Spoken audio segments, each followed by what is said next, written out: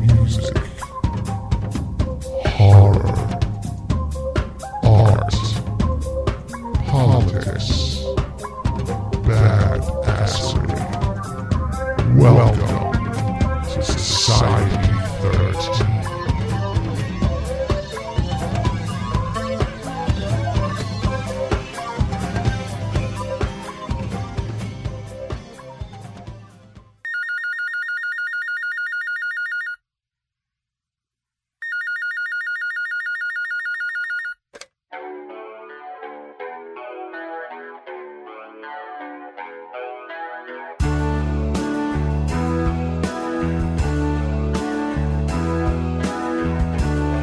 Welcome to Prog-Watch with your one and only host who is the most, Prog-Squatch.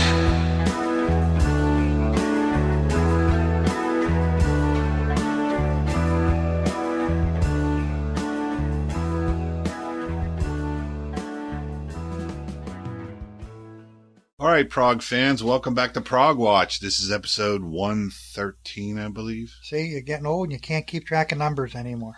I think it's 113. Just tune in every Monday or whenever we're on. Whenever you download a Saturday morning right. after a night of partying. Podcasts or anytime. That's what's cool about them. Unless you listen to Prog Positivity. Unless you want to listen on the network, in which case tune in at 8 p.m. Wednesday or 12 noon Thursday, those being Eastern Standard Times. In the United States Eastern Standard Times. I guess it doesn't matter if I say that. I don't know if there is any other. That's neither here nor there. It isn't, is it? We got a great show today, guys. We do, regardless of our rocky start. It's not a rocky start. It's Monday for us, you know? Yeah, it's Monday. But we got a really good show, Tom. I'm really excited about both these bands. Yeah, we were talking last week about maybe dipping back. We did a little more Aryan. We had always intended to do that, but we were talking about dipping back and digging up some more stuff from some of the bands that we liked that we covered in some of our earlier episodes. So we're going to do that for the first part of the show today. We're going to be featuring some more music from Nine Stones Close, which was, I think, our fifth or sixth.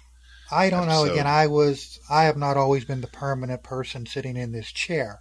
It was my second show. It might have been your fifth or sixth show. No, it was probably the fifth. Yeah. I think they were the fifth. And the reason why we decided to go back to Nine Stones Close, as well as some of the other bands we'll be doing, is because we're always ingesting new music. And sometimes you need a couple weeks for the music to really ingest. And about 2 weeks ago, I went back and listened to some Nine Stones Close again. And it just really, really pulled me in. So I had to twist Tony's arm to get him to do it today. And that's where we're at. Yeah, but we're also going to be featuring in the second half of the show some a brand new band that we've never talked about before called Gandalf's Fist from the UK, and I'm pretty excited about this. Yeah, we've got some nice material coming for you guys, and not only on the music end, but also on the interview end. Yes, we were in touch with Dean Marsh of Gandalf's Fist, one of the original founder members, one of the two original guys who started the project, and he was very gracious and gave us quite a bit of interview material and even some exclusive live material. But guess what? We're going to tease you, and we aren't going to play it this week. We're going to make you check in again next week when we'll complete Gandalf's Fist. We'll do another installment of them at the beginning of next week's show, and we'll play those exclusive live tracks that Dean provided us. The guy is a character and a half. He seems like such a fun guy. In reading the website, and of course, I always tell all you guys to go check out the website. Just really, it's just funny even to read. They got a great sense of humor. Obviously very English. Yes. And they take their music very seriously. And some of their influences are not only some of my and Tony favorites, as would be expected, but also some of the outer fringe there that you normally don't find from prog bands, Tone. Yeah, we were talking before, like Iron Maiden and Black Sabbath. Yeah, what else? Queensryche was in there as well, too. And although we've heard that influence before, Iron Maiden, Judas Priest. Judas Priest, yeah. Judas Priest that was, was one I was another trying to big think of. one. Yeah. And to hear guys who really love that music playing some of the stuff you're going to be hearing, you would never think it would come from those people. There's a little bit of a disconnect. Some of their stuff's a little folkier leaning, some of it. But anyway, I guess we'll get back to starting off the first half of the show here. And you want to do a brief... Sure. We're going to go back to Nine Stones Close. It's primarily a project from Adrian Jones. When you look at his picture, he looks like Bryan Cranston's Walter White from the AMC TV show Breaking Bad. He's got all the usual influences, again, that we were talking about with in terms of the Pink Floyd, King Crimson, bands like that. But he's also into some of the newer bands like Pearl Jam, Soundgarden, Tool, Alice in Chains.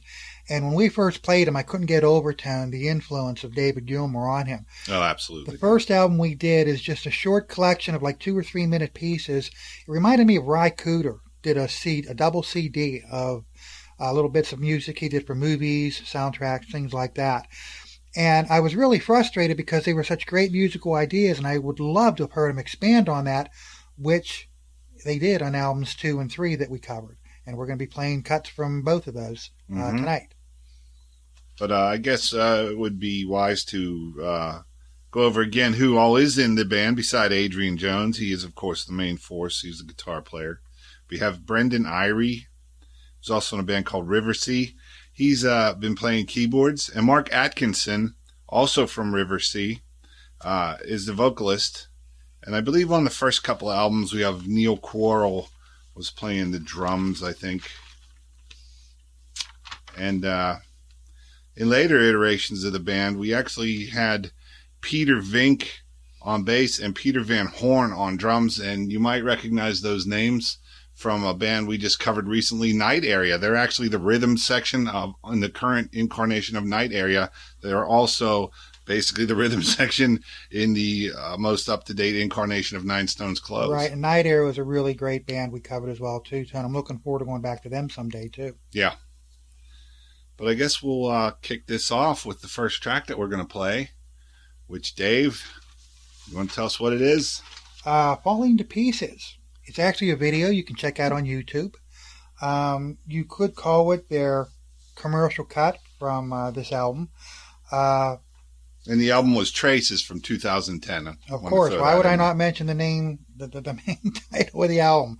The track is, of course, called Falling to Pieces, and roll tape. Let's let it roll.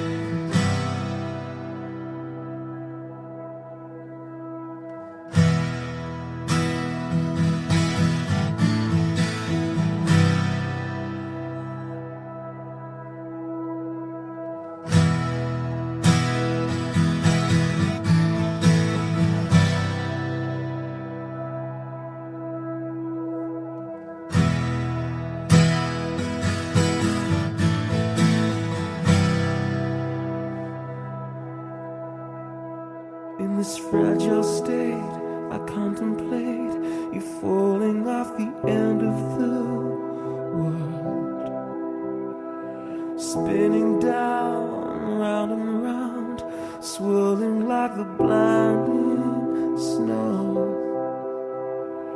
And I'm trying to reach out for you, but I'm losing sight of you. And falling to pieces, falling to pieces.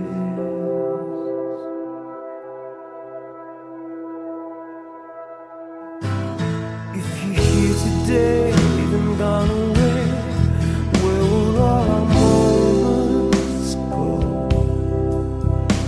Would they disappear inside the tears, or live forever on a slideshow? So I'm trying to hold on to you, and I'm being so strong for you.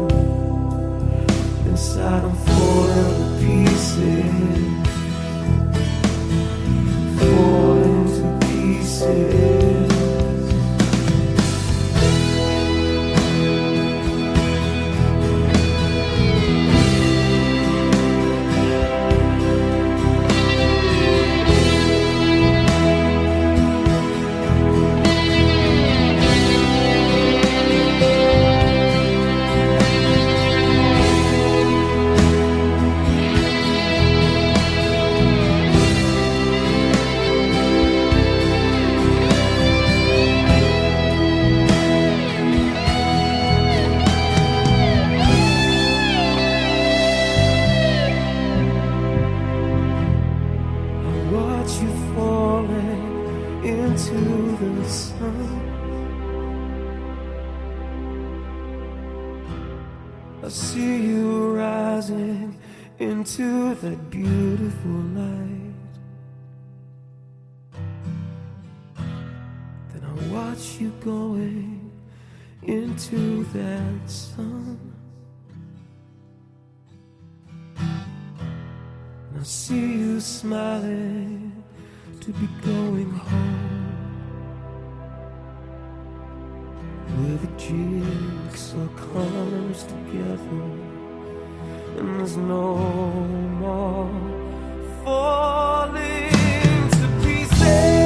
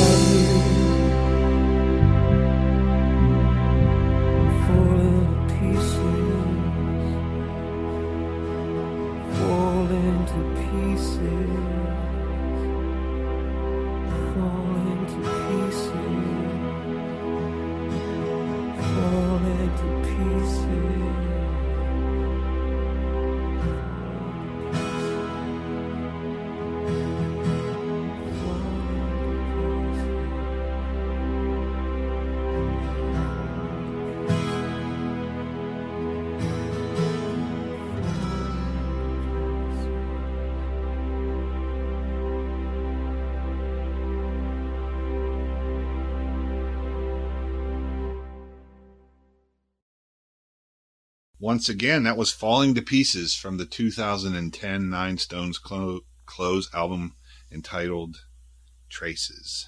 This was one of the best songs on the album, I thought. So I hope you guys liked it.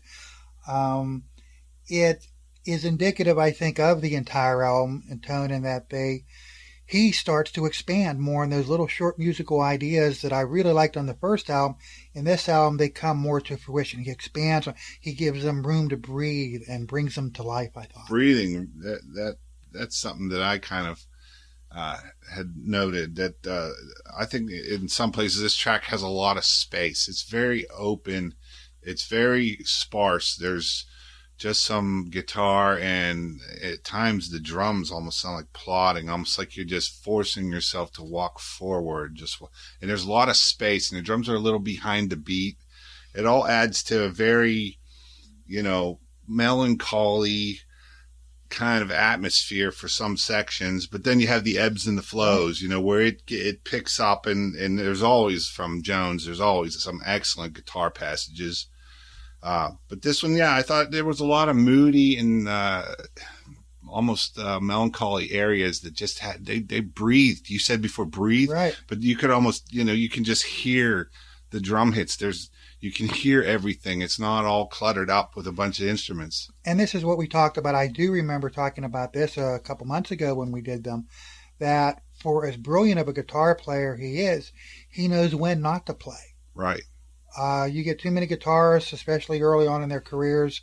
They got to show the chops. And they would fill up all that space I'm Right. talking about with a bunch of guitar tracks. Right.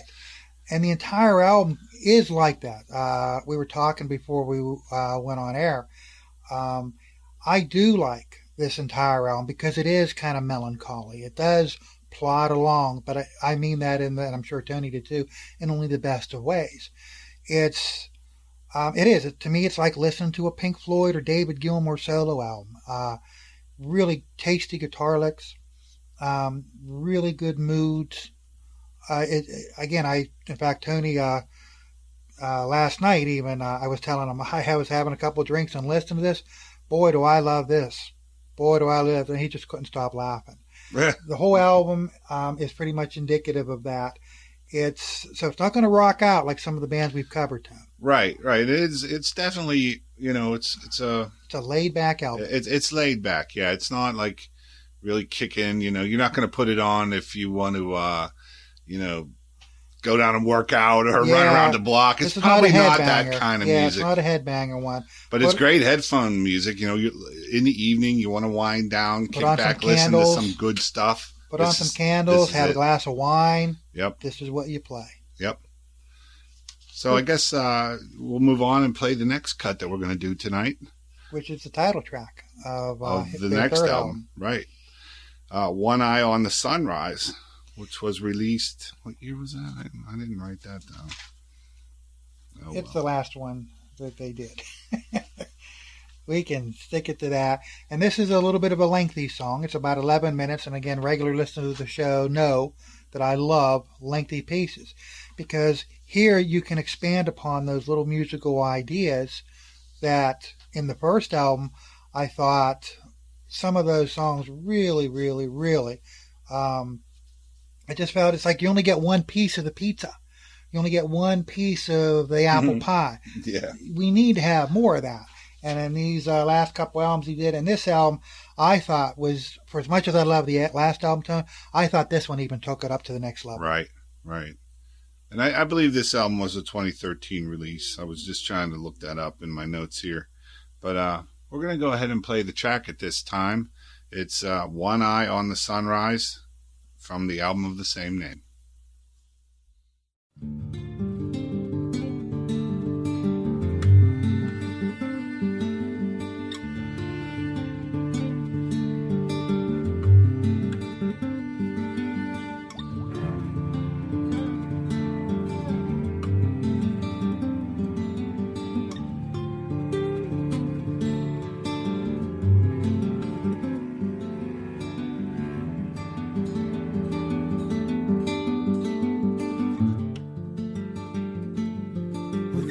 Comes down,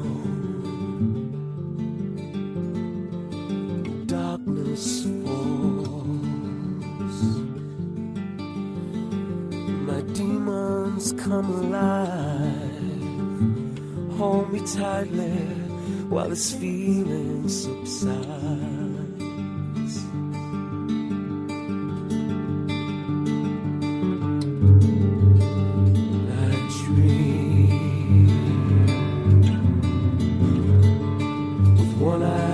Sunrise, eyes wide,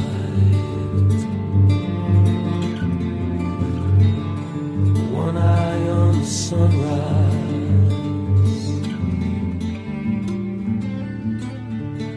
sunrise.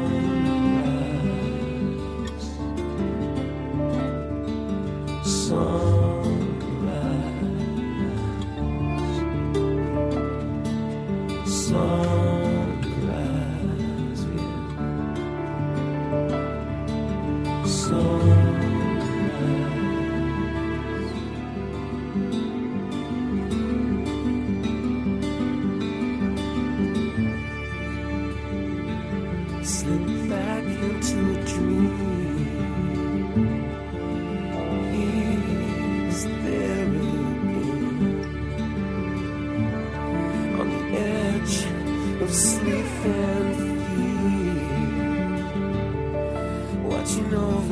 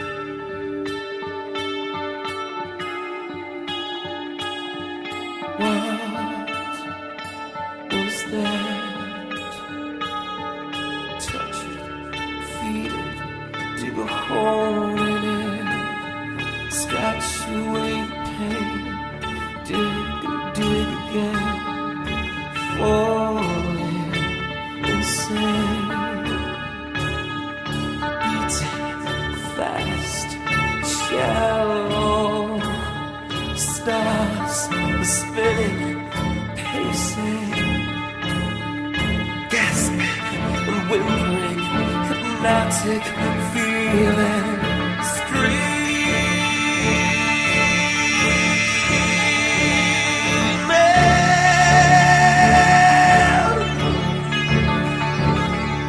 tears, fear, exhaustion, sleep, repeats,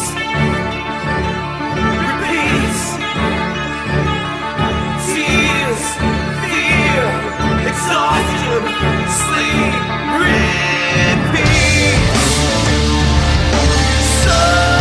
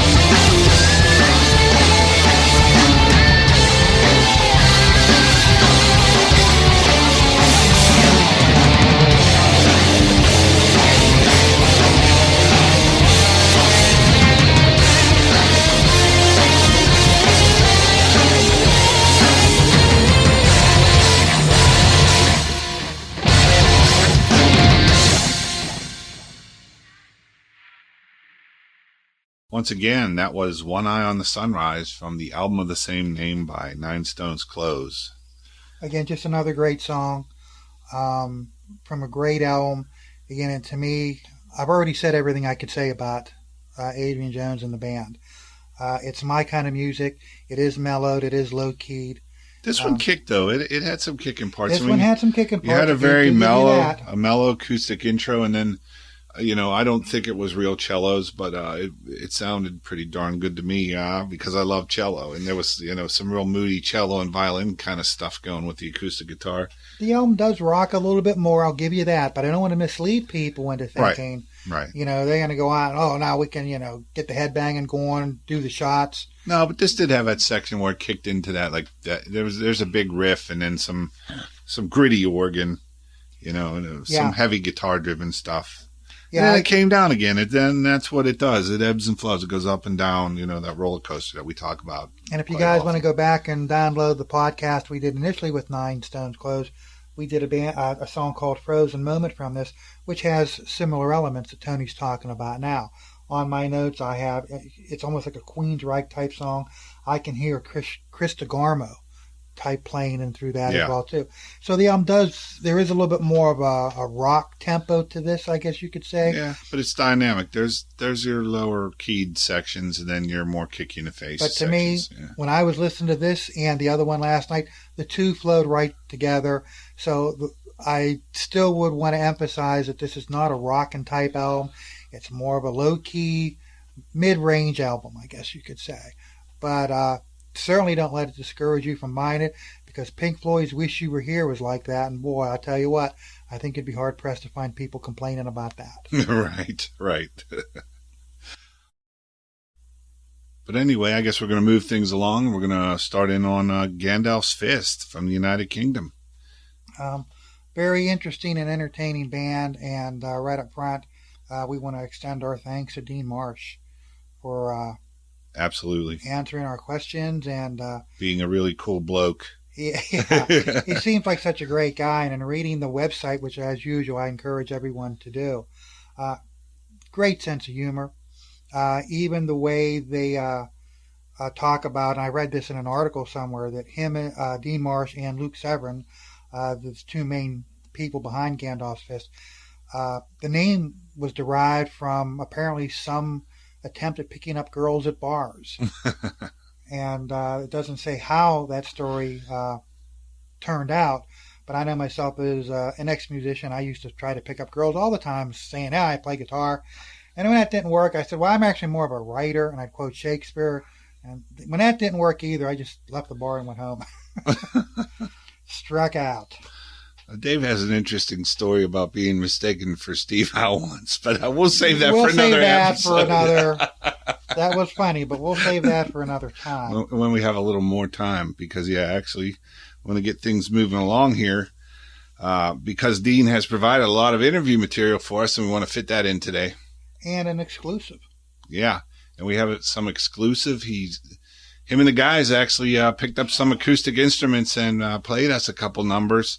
But we're going to save that. We're going to tease you. We're going to save that for next week. You're going to have to come back next week. You can only hear it here. And you can Nowhere only hear else it here. in the world. Exactly. This is exclusive to Prog-Watch, and we want to thank Dean very much for that. We are getting big time, Tone. Yeah, maybe. We're no longer a couple blokes sitting around a bedroom.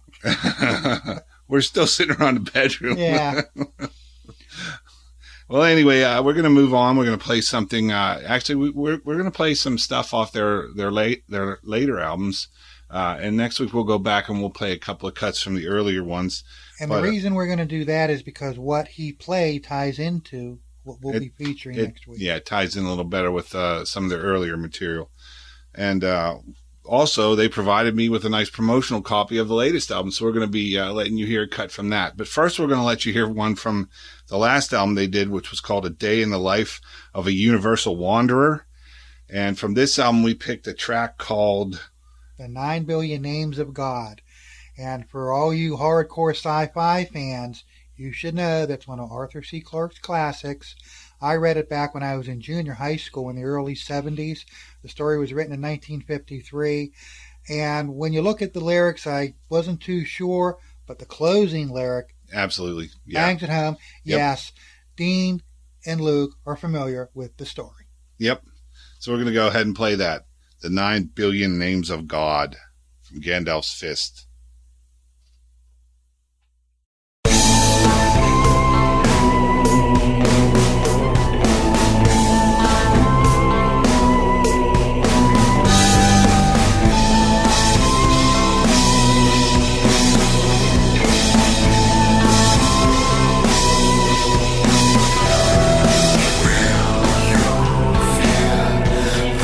Darkness will you feel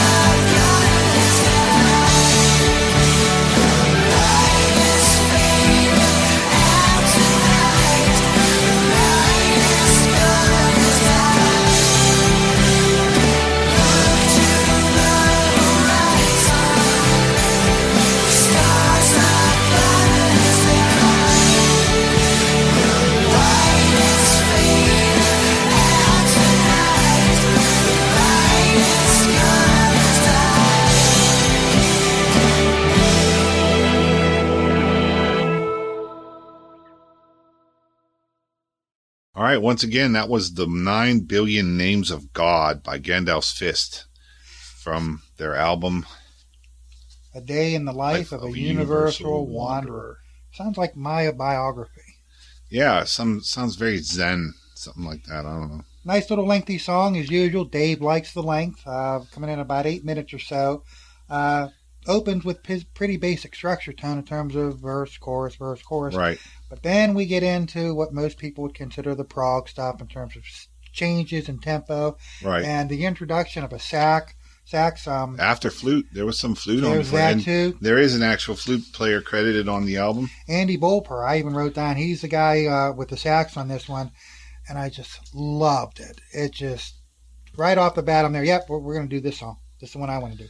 Yeah, I liked it right off the bat myself. The chorus, and I mean, some of it is very catchy. Could almost be commercially viable. Yeah, the length of the radio might give you a bit Right. of time. And some of the stranger sections obviously aren't very radio friendly these days, but that's their loss.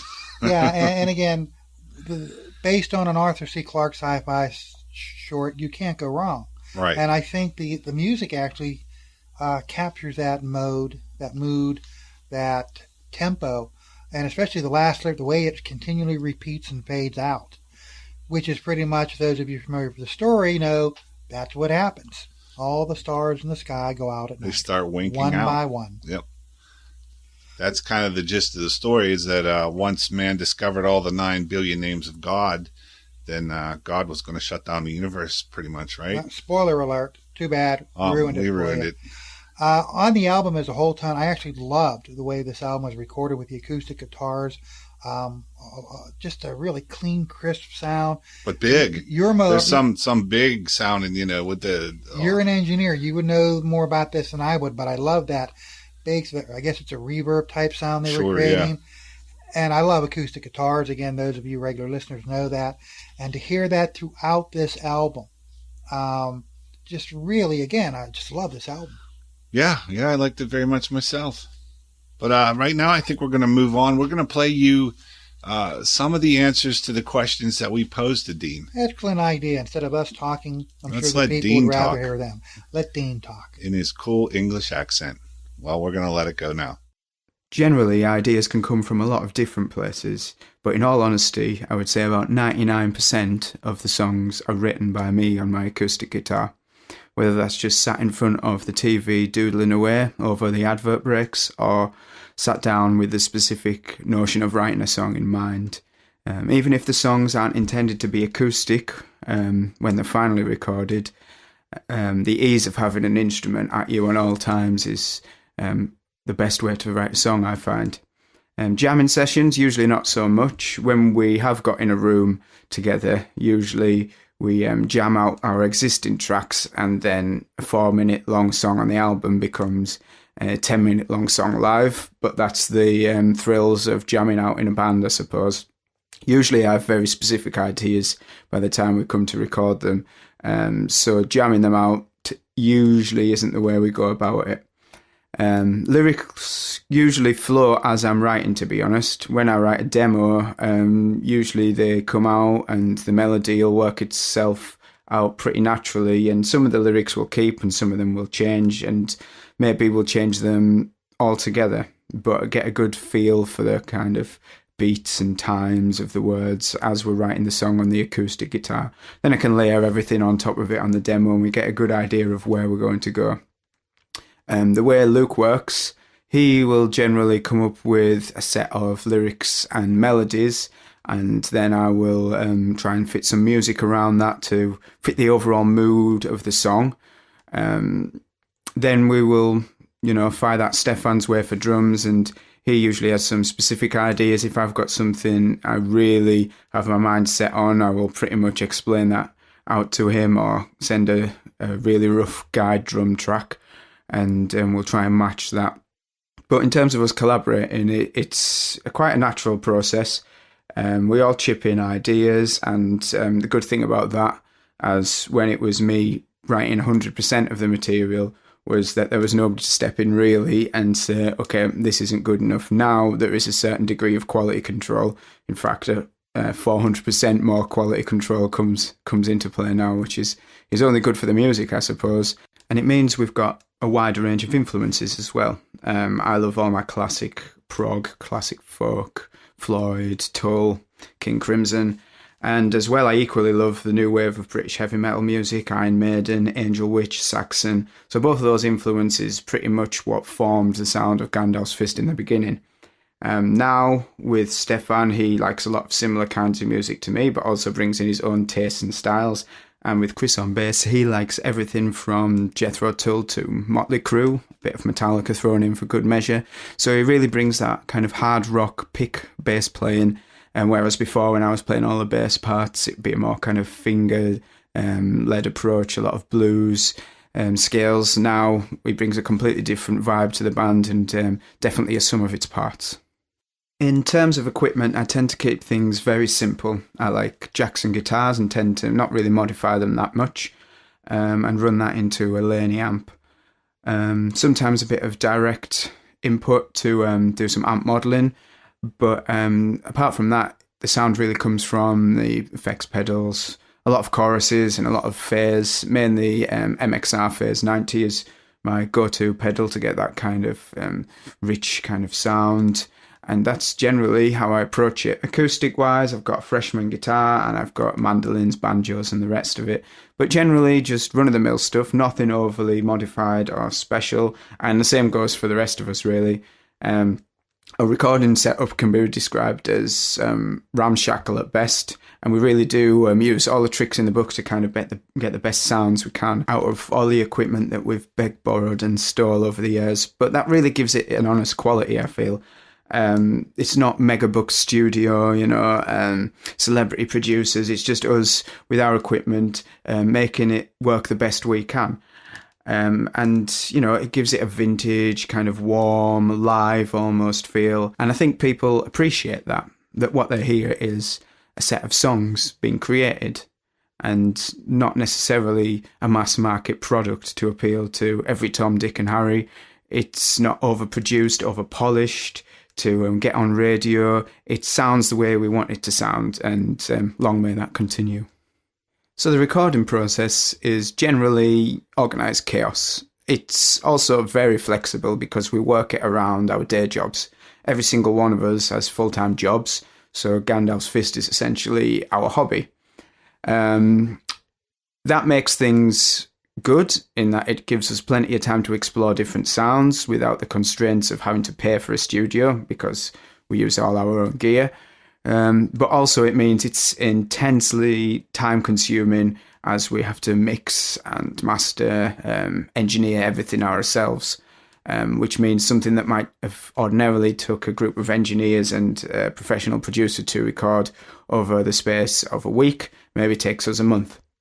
So it means that it's a very time-consuming way to produce a record, but also very fulfilling, because you know that every single minute of audio that somebody hears is months and months of work on our part. And it's definitely one of those sense of satisfaction moments when you hear the entire thing from the start to finish, and you know that you're pretty much entirely responsible for that being created. There's no middleman, and that's one of the real thrills for us to start off with a little kind of idea that's recorded with an acoustic guitar through an iPhone speaker, and then through our own blood, sweat and tears that becomes this big sounding track, and you sit there and think, yeah, we did that, good job. But it also, of course, gives us the freedom to kind of sit there and think, you know what, this ain't working, let's start it again, or let's tweak it, let's see if we can use this elsewhere. And it then really does become a labour of love. And one of the biggest problems we have is to be able to say, right, stop, it's done. Stop tweaking, stop fiddling with knobs, stop adding effects, stop changing the EQ. It's done. And it's great to say that about the current record because, as I've said, it can take a long time to get to the stage that we are now of releasing something and for people to enjoy. So yeah, it's a great feeling. All right, well, that was pretty cool to hear it from Dean himself. And next week, we're going to play the answers to the last couple questions that we posed, which are also going to include The two exclusive. live exclusive pieces that Dean and the boys put together just for us, just because they're really cool dudes. I'm going to make Tony play it for me after the show, so I'm not going to wait till next week. And Tony would be remiss not to mention the other two fellows in the band because they actually joined the band for these albums. Stefan Hepp, he's from Germany. He's the drummer.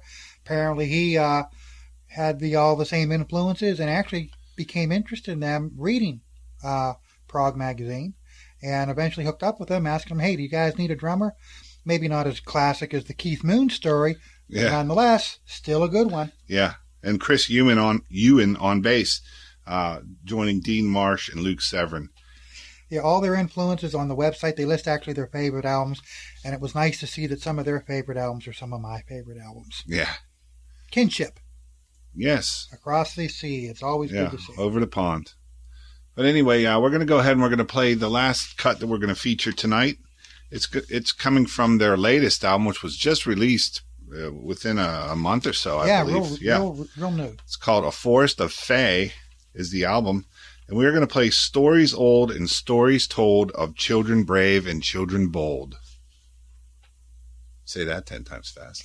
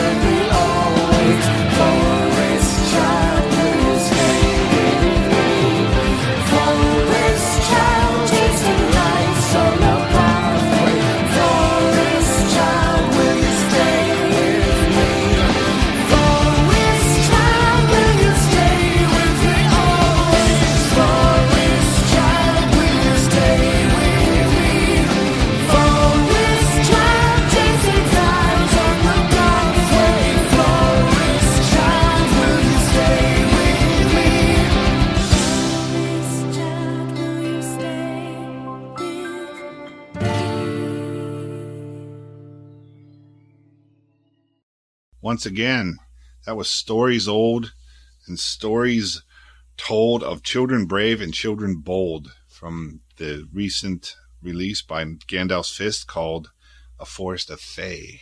Very, very progressive, British progressive sound on this song, Tone, and I think the album as a whole. Yeah. This particular track, there was some spacey stuff, but it had a nice drive to it. I thought, it was a bit of an up tempo, Again, acoustic guitar. Great guitar work throughout. Throughout the album, there's a gentleman named Matt Stevens who plays on a couple of the tracks.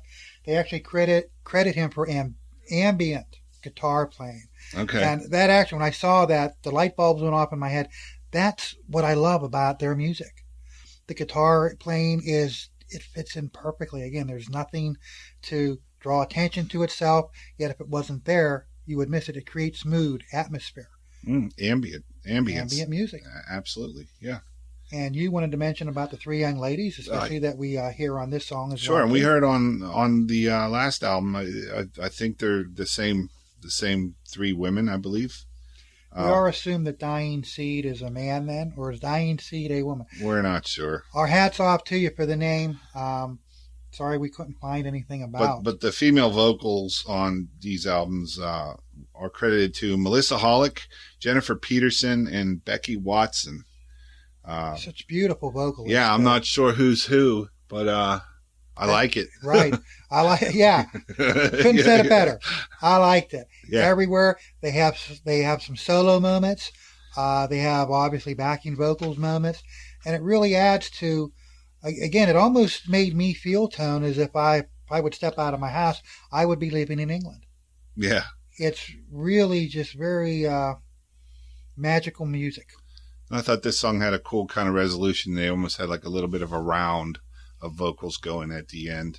I thought that was pretty cool. It was a good song. It wasn't my favorite song on the album. I like the title track best, but that's why Tony and I actually we have not disagreed much tonight.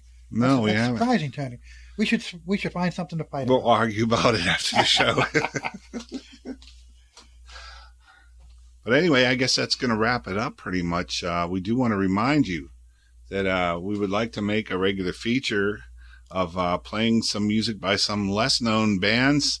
Last week we played a cut from a band called Mythery from Denmark, and we want to encourage you to submit more songs to us. Again, Prog-Watch Facebook page, bigsquatch@verizon.net. Send me links, bios, or directly send me the MP3s. Just remember that when you do, you consent to allow us to play it on the air. But when we play it, you could potentially have thousands of people listening to your stuff. So send your stuff. Tell your friends if they're in bands. Send us stuff. We want to make this a regular feature. Yeah, I agree. It's this is an avenue for you. It's really not going to cost you anything to get your music out to literally the world. I know our downloads are picking up, and again, we're on Prog Positivity Internet Radio. We're in the early stages. We already have a friend who does marketing. She's my wife, actually. She already has us figured for 3 floors in one of the big skyscrapers here in Pittsburgh. Yeah. So that might be another year or two down the road. So you want to jump on board with us now. Yeah, and we want to be friends to bands that are trying to make this kind of music. We want to help you to get out there, because this kind of music is great and it should be heard. Yeah, the music, you're right, Tone. It should be heard. And again, I'm sorry for disagreeing or agreeing with you so much. We need to disagree.